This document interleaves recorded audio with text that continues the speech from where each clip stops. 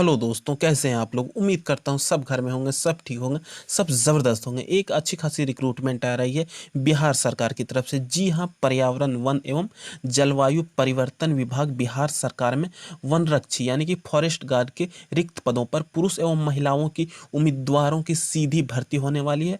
और इस फॉर्म को आवेदन करने की जो अंतिम तिथि है 4/9/2020 को रखी गई है, यानी कि 4 सितंबर 2020 को इस फॉर्म को भरने की लास्ट डेट है। अब मैं बता देना चाहता हूँ कि टोटल जो पद हैं 484 पद हैं, और इसमें सैलरी आपका 21,700 से लेके 69,100 तक लेवल 3 के हिसाब से आपको मिलेगी। इसमें आवेदन करने के लिए आपके लिए कंपलसरी है कि आप सुयोग्य भारतीय पुरुष एवं महिला उम्मीदवार हैं, तभी आप इस फॉर्म को भरने के लिए एलिजिबल हैं। और नोटिफिकेशन नंबर यहाँ पे दिया हुआ है, विज्ञापन संख्या 3/2020। और इस फॉर्म को भरने की जो डेट है वो शुरू हो रही है 21/7/2020। जी हाँ, 21 जुलाई 2020 से आप इस फॉर्म को आवेदन कर सकते हैं। इस फॉर्म की डेट शुरू हो रही है भरने की। उसके बाद लिंक मैं डिस्क्रिप्शन बॉक्स में दे दूंगा, मेरे वीडियो के डिस्क्रिप्शन बॉक्स में आपको लिंक मिल जाएगी www.csbc.bih.nic.in पे जाके आप ऑनलाइन आवेदन कर सकते हैं।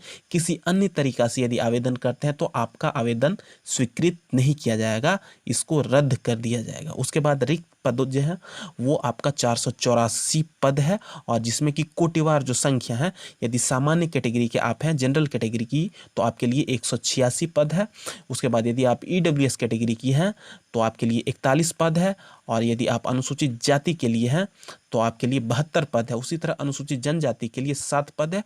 और अत्यंत पिछड़ा वर्ग, जिन्हें कि एक्सट्रीमली बैकवर्ड क्लास का दर्जा प्राप्त है, अभी उनके लिए 46 सीट है। उसके बाद मैं बता देना चाहता हूँ कि 35% वहाँ पे रिजर्वेशन महिलाओं के लिए सुनिश्चित है, जिसमें कि आपका सामान्य वर्ग के महिलाओं के लिए 58 सीट हो जाता है, और ईडब्ल्यूएस कैटेगरी की महिलाओं के लिए 12 सीट है। उसके बाद आपका अनुसूचित जाति के लिए 25 सीट है। उसी तरह अनुसूचित जनजाति के लिए 2 सीट है। अब अत्यंत पिछड़ा वर्ग की 17 सीट है। उसके बाद बैकलॉग जो पद है वो सिर्फ और सिर्फ अनुसूचित जनजाति के लिए है, जो कि 2 पद है। उसके बाद आगे हम लोग बढ़ते हैं तो पिछड़ा वर्ग के लिए 125 सीट है, जिसमें कि महिलाओं के लिए 17 सीट है, और पिछड़े वर्ग की महिलाओं के लिए 7 सीट है। और टोटल जो पद है वो 484 पद है। अब यहाँ पे आप पिछड़े वर्ग की बैकलॉग की यदि रिक्ति देखना चाहते हैं तो वो 71 पद है, जो कि बैकलॉग की है। उसके बाद आगे हम लोग देखते हैं कि स्वतंत्रता सेनानी के कोई नाती पोते हैं तो उनके लिए भी यहाँ पे सीट रिजर्व रहता है, उनके लिए 9 सीट है। उसके बाद आगे हम लोग बढ़ते हैं तो कट ऑफ तिथि का जो ये कैलकुलेशन करेंगे 1 जनवरी 2020 को ये लोग रेफरेंस मांगेंगे, और उसके हिसाब से ये लोग कट ऑफ डिसाइड करेंगे एज का कैलकुलेशन करने के लिए, एज को क्राइटेरिया को फुलफिल करने के लिए। उसके बाद आरक्षण उन्हीं को मिलेगा जो बिहार पदों एवं सेवाओं में रिक्तियों में आरक्षण लेते आए हैं, और उनको वहाँ पे आरक्षण मिलता है तो उनको आरक्षण मिलेगा। उसके बाद महिलाओं के लिए आरक्षण का प्रावधान है, जिसमें कि 3% पिछड़े वर्ग की महिलाओं के लिए सुनिश्चित है वहाँ पे पद। उसके बाद आगे हम लोग देख लेते हैं कि यहाँ पे बिहार राज्य के स्वतंत्रता सेनानी के नाती पोतों के लिए भी 2% यहाँ पे सुरक्षित है पद। उसके बाद यहाँ पे देख लीजिए कि बिहार सरकार में आर्थिक रूप से कमजोर के लिए कुछ आरक्षण का प्रावधान है, वो उनके हिसाब से दिया जाएगा। उसके बाद आप यहाँ पे देख लीजिए बिहार राज्य के बाहरी अभ्यर्थी इस अधिनियम के अधीन आरक्षण के लाभ हेतु दावा नहीं करेंगे। जी हाँ, एक और बात कि यदि आप बिहार के अलावा किसी अन्य राज्य से हैं तो आप इस फॉर्म को भर सकते हैं, लेकिन आपको यहाँ पे रिजर्वेशन नहीं मिलेगा।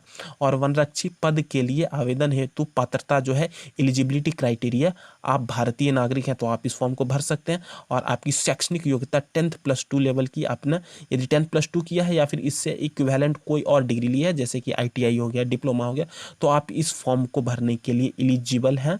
उसके बाद आगे मैं बता देना चाहता हूँ कि मैट्रिक एवं समकक्ष परीक्षा के प्रमाण पत्रों में आपकी जो जन्म तिथि है वही आप जन्म तिथि इसमें डालेंगे। उसके बाद जो यहाँ पे एज की जो कैलकुलेशन है, सामान्य अभ्यर्थी के लिए मिनिमम 18 साल है और मैक्सिमम 23 साल है। EWS कैटेगरी के लिए आपका इसमें कुछ रिलैक्सेशन दिया गया है, जो कि यहाँ पे आयु सीमा लागू होगी। आर्थिक रूप से कमजोर वर्गों के लिए आरक्षण अधिनियम 19 की धारा के अनुसार यह प्रावधान राज्य में लागू अन्य किसी अधिनियम के द्वारा विभिन्न आरक्षित कोटि हेतु विहित आरक्षण के अतिरिक्त है। अतः आर्थिक रूप से कमजोर वर्ग के अभ्यर्थियों के लिए सामान्य वर्ग के पुरुषों एवं महिलाओं के लिए विहित आयु सीमा ही लागू होगी। जी हाँ, ईडब्ल्यूएस कैटेगरी को यहाँ पे एज में रिजर्वेशन नहीं मिल रही है, उनके लिए यही क्राइटेरिया लागू होगा। उसके लिए पिछड़ा वर्ग एवं अत्यंत पिछड़ा वर्ग के पुरुष एवं महिलाओं के लिए 18 मिनिमम और 25 मैक्सिमम एज यहाँ पे रखी गई है। उसके बाद अनुसूचित जाति के लिए मिनिमम 18 और मैक्सिमम 28 एज रखी गई है। उसके बाद बिहार सरकार में ऐसे सरकारी सेवक जिन्होंने कट ऑफ तिथि तक नियमित सेवा में न्यूनतम 3 वर्षों की अवधि पूरी कर ली हो, यानी कि कोई बिहार सरकार के सेवक हैं और जिस समय इनका कट ऑफ तिथि डिसाइड होगा, जिसको ये लोग रेफरेंस मान के कैलकुलेट कर रहे हैं एज को, उस समय तक यदि वो 3 साल का वर्क कर लेते हैं डिपार्टमेंट में तो उनको अधिकतम 5 साल की छूट दी जाएगी। उसके बाद अभ्यर्थी की आयु की गणना मैट्रिक के प्रमाण पत्र, शैक्षणिक प्रमाण पत्र में जो डेट ऑफ बर्थ है उसको ये लोग रेफरेंस मानेंगे और ये लोग जो डेट डिसाइड किए उसको रेफरेंस मान के उसी के बीच में आपका एज कैलकुलेट कर लेंगे। यहाँ पे अभ्यर्थियों की शारीरिक मापदंड की बात की जाए तो न्यूनतम ऊंचाई अभ्यर्थी की अनुसूचित जाति जनजाति के हैं तो 160 सेंटीमीटर होना चाहिए और अन्य के लिए 165 सेंटीमीटर और न्यूनतम सीना मतलब कि चेस्ट बिना फुलाए हुए 79 सेंटीमीटर होना चाहिए, जबकि अन्य के लिए 81 सेंटीमीटर। और यहाँ सीना का न्यूनतम फुलाव यानी कि चेस्ट को आप पंप करके फुला देते हैं, उसके बाद अनुसूचित जाति जनजाति के हैं तो आपको 5 सेंटीमीटर होना चाहिए। उसके बाद यहाँ पे अन्य के लिए 5 सेंटीमीटर है। उसके बाद पैदल चलने की जो क्षमता है 4 घंटे में 25 किलोमीटर अनुसूचित जनजाति और जाति के लिए, और अन्य कैटेगरी के लिए 4 घंटे में 25 किलोमीटर, ये दोनों के लिए सेम है। उसके बाद महिला अभ्यर्थी के लिए न्यूनतम ऊंचाई 155 सेंटीमीटर, SC ST के लिए, अन्य के लिए 160 सेंटीमीटर, पैदल चलने की क्षमता 4 घंटे में 14 किलोमीटर अनुसूचित जाति और जनजाति के लिए, अन्य के लिए 4 घंटे में 14 किलोमीटर रखा गया है। उसके बाद आगे हम लोग देख लेते हैं कि नियुक्ति चयन की प्रक्रिया है। प्रथम चरण में लिखित परीक्षा होगी और उसके बाद 10+2 लेवल का होगा। गणित एवं सामान्य विज्ञान के प्रश्न मैट्रिकुलेशन एवं समकक्ष स्तर के होंगे।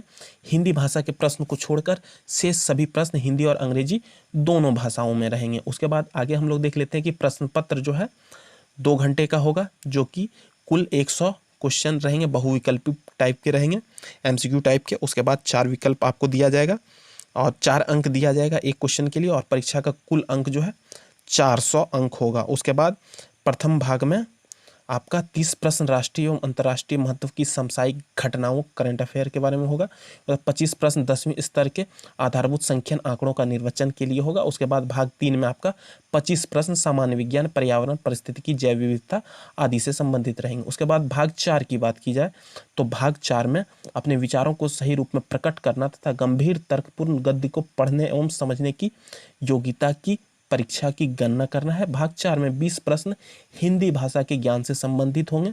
उसके बाद यहाँ पे आगे देख लेते हैं पाठ्यक्रम की ऑफिशियल जानकारी। इसकी ऑफिशियल वेबसाइट से आप डाउनलोड कर सकते हैं, वहाँ पे आपको मिल जाएगी। अब निगेटिव अंक की बात की जाए तो आपका जितना भी होगा, यदि एक क्वेश्चन के लिए 4 मार्क्स दे रहे हैं तो 1/3 ये लोग डिडक्ट कर लेंगे। यदि आप क्वेश्चन को गलत करते हैं तो आपका 1/3 मार्क्स काट लिया जाएगा। उसके बाद OMR टाइप की यहाँ पे क्वेश्चन होने वाली है। और आगे हम लोग देख लेते हैं कि इस परीक्षा में विभिन्न कोटियों के लिए न्यूनतम आहार्तांक यानी कि minimum cut off marks decide ये लोग कर दिए हैं। यदि एग्जाम में कितने ही कम कैंडिडेट क्यों ना हो और सीट से कम ही कैंडिडेट फॉर्म भरे हो, लेकिन उनका यदि कम मार्क्स आ जाता है 40% से कम, तो वो लोग डिस्क्वालीफाई हो जाएंगे। मतलब कि सामान्य वर्ग के कोई हैं तो उनके लिए 40% अंक लाना कंपलसरी है। उसके बाद पिछड़े वर्ग के लिए 36.5% कंपलसरी है और पिछड़े वर्ग के लिए 34% है। और अनुसूचित जाति जनजाति एवं समस्त आरक्षित गैर आरक्षित वर्ग की महिलाओं के लिए 32% अंक यहाँ पे कट ऑफ रखा गया है। यदि ये लोग इतना नहीं लाते हैं तो उनको डिस्क्वाली कर दिया जाएगा, उनको फेल घोषित कर दिया जाएगा। यहाँ पे लास्ट की जो मेधा सूची है, परीक्षा में अभ्यर्थी द्वारा प्राप्त अंकों के आधार पर मेधा क्रमानुसार मेरिट वाइज आरक्षण कोटिवार तैयार की जाएगी। कोटिवार मतलब कि कैटेगरी वाइज यहाँ पे ये लोग मेरिट निकालने के फिराक में है। उसके बाद यहाँ पे देख लीजिए, परिषद द्वारा सरकार को अनुशंसा है कि वो लोग बिहार को भेजी जाएगी मेधा सूची तैयार करके। उसके बाद नियुक्ति नियमावली, जो पदाधिकारी हैं, नियुक्ति पदाधिकारी जो रिक्रूटमेंट ले रहे हैं वन प्रमंडल पदाधिकारी करेंगे। उसके बाद अभ्यर्थी का सत्यापन के लिए कुछ कुछ क्राइटेरिया है, लेकिन वो उतना ज़्यादा ध्यान देने की बात नहीं है। 21/7 से आपका फॉर्म शुरू हो रहा है, इसको भर दीजिए। www.csbc.bih.nic.in पे जाके आप इसको भर सकते हैं। और जनरल कैटेगरी के लिए यहाँ पे 450 रुपये रखे गए हैं फॉर्म का दाम। और पिछड़े वर्ग, आर्थिक रूप से कमज़ोर एवं अनारक्षित सामान्य वर्ग की महिलाओं के लिए भी इतना ही है। उसके बाद SC ST के लिए यहाँ पे 112 रुपये मात्र है। उसके बाद आगे हम लोग देख लेते हैं। नेट बैंकिंग या किसी भी तरीक़ा से आप इसको पेमेंट कर सकते हैं, वो तो आप लोग कर ही लीजिएगा, इतना तो समझदार आप हैं ही यदि ये वीडियो देख रहे हैं तो। उसके बाद यहाँ पे आप फॉर्म भरने के लिए जो लिंक है वो यहाँ पे डिस्क्रिप्शन बॉक्स में दे दूंगा। और आई होप ये वीडियो आपको अच्छी लगी होगी। इससे रिलेटेड जितनी भी जानकारी है मैंने कवर कर दी है। यदि आपको इससे रिलेटेड और भी डाउट है तो आप हमारे चैनल के कमेंट सेक्शन में कमेंट कर सकते हैं। बने रहिए हमारे साथ, कहीं जाने की आपको ज़रूरत नहीं है, यहाँ पर आपको हर एक जानकारी मिलेगी। और लास्ट में बता देना चाहता हूँ कि फॉर्म को भरने की लास्ट डेट 4/9/2020 को है, यानी कि 4 सितंबर 2020 को। यदि आपने अभी तक नहीं भरा है तो जाइए फॉर्म को भर दीजिए। बहुत ही अच्छी खासी फॉर्म है। नौकरी की तलाश यदि बहुत सारे कैंडिडेट को इस समय है, लॉकडाउन के समय में यदि लोग रिक्रूटमेंट निकाल रहे हैं तो अच्छी बात है, भर दीजिए। अगर आपको ये वीडियो अच्छा लगा तो हमारे चैनल को लाइक शेयर सब्सक्राइब करने के साथ साथ बेल का बटन दबा दीजिए, ताकि आने वाले समय में आपको हर एक डिटेल जानकारी मिलती रहेगी एजुकेशनल वीडियो से रिलेटेड, चाहे वो जॉब अपडेट से रिलेटेड हो। बने रहिए हमारे साथ, कहीं जाने की जरूरत नहीं है। यहाँ आपको हर एक नोटिफिकेशन, हर एक एजुकेशनल वीडियो आपको मिलती रहेगी समय समय पे। धन्यवाद। जय हिंद, वंदे मातरम।